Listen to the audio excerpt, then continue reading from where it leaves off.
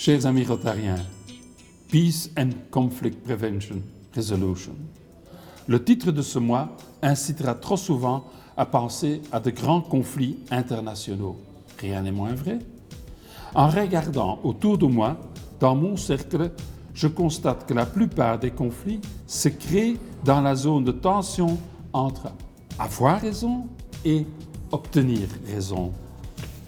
En outre, les conflits trouvent souvent leur origine dans une différence de connaissance de dossier. Un niveau de formation différent peut devenir source de malentendus. Je raffole de labrador. Mes enfants s'étonnaient de me voir dresser les chiens. Et voilà la première malentendue. Je n'ai jamais dressé un chien. Ce sont les animaux eux-mêmes qui m'ont fait percevoir comment ils me comprennent. En d'autres termes, celui qui a le savoir doit pouvoir se mouvoir au niveau de l'autre afin de trouver le terrain d'entente.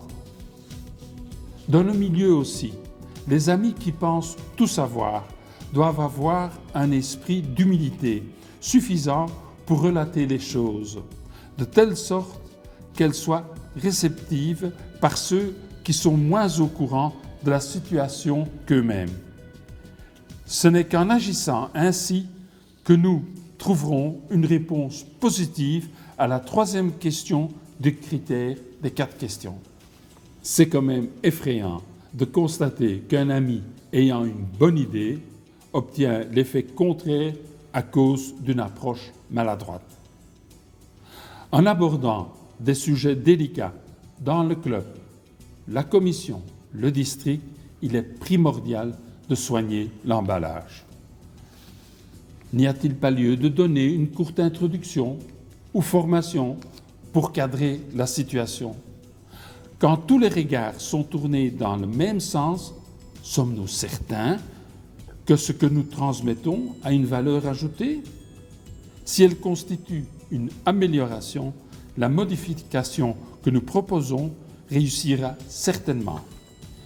Mais procéder par étapes avec plusieurs participants pourrait constituer une option plus sûre. Plusieurs participeront alors à la réussite.